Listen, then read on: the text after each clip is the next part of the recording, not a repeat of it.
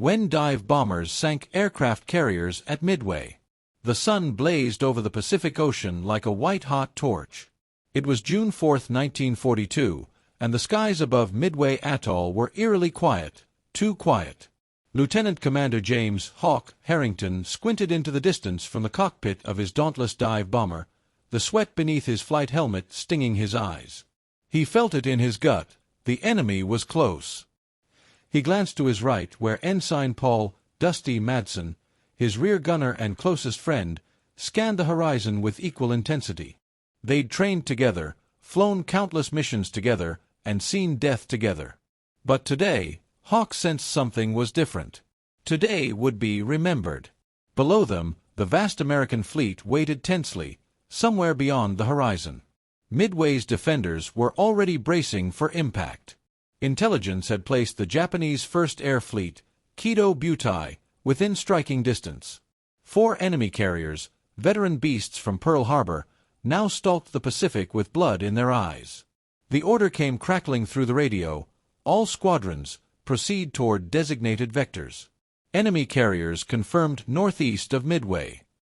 Hawk banked his Dauntless hard, his squadron falling into formation behind him. "This is it, Dusty," he said. "This is the knife's edge."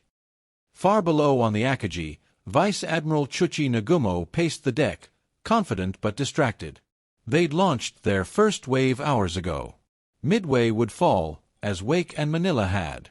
But now, reports were coming in, American planes were in the air, and radar suggested multiple formations heading straight for them.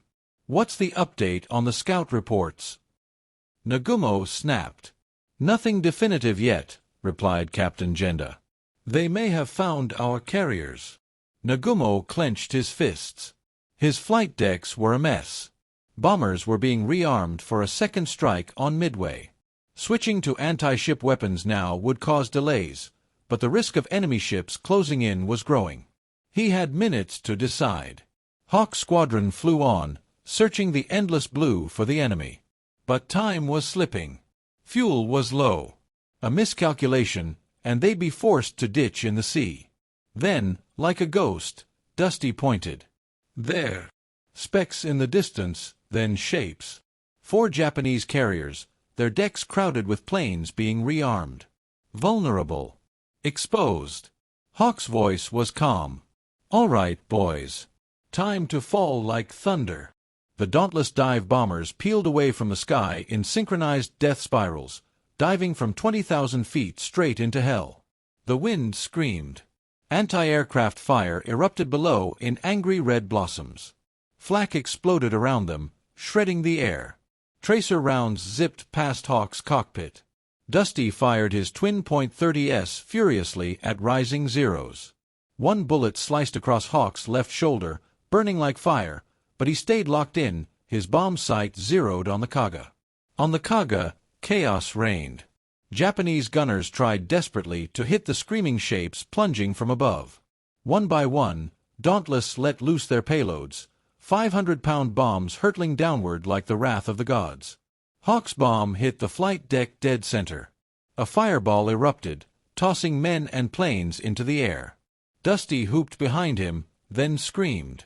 Hawk turned. Dusty was hit, slumped over, blood pooling at his feet. "No!" Hawk choked, as his plane shook from a near miss. He leveled off low and fast, smoke trailing behind him. Over the radio, voices screamed reports. Akagi hit. Kaga hit. Soryu hit. Only the Hiryu remained. But Hawk's joy was bitter. Dusty was alive, but barely. Aboard the Hiryu, Admiral Yamaguchi refused to go down quietly. A counterattack was launched. Japanese dive bombers found the American carrier Yorktown, striking her hard. The ocean around her bubbled with wreckage. But the tide was turning. American scouts found the Hiryu, and another wave of Dauntless, led this time by Lieutenant Wade McCluskey, dove in. Hawk, bleeding and flying solo now, heard the chatter over the radio. He banked toward the smoke pillar marking Hiryu's location. He had one bomb left. One last chance. The sky was burning as Hawk approached the enemy carrier. Below, the Hiryu turned frantically, launching what fighters she had left. 1-0 climbed to intercept him, but Hawk weaved through flak and flames. Dusty moaned behind him. "For Dusty! For Pearl!" Hawk muttered, locking the target. He released his final bomb. It struck amidships. The Hiryu erupted in fire. The explosion cracked the spine of the once mighty carrier. Smoke and flame rolled into the heavens. Hawk pulled up, barely clearing the mast. His Dauntless sputtered. Fuel gone. Oil pressure dropping.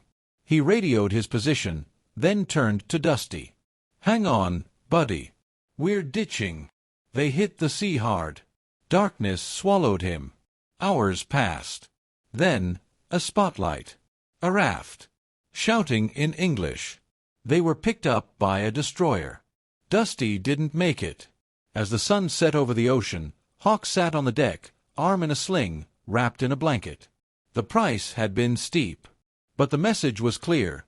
The Empire of Japan had lost its offensive edge. The war had shifted. And Hawk, he wasn't a hero for killing. He was a hero for remembering who he did it for. As the destroyer sailed back toward Midway, Hawk heard chatter from below deck. Japanese survivors had been pulled from the wreckage too. One of them, a young pilot, locked eyes with Hawk from a distance. They nodded. Enemies. Warriors.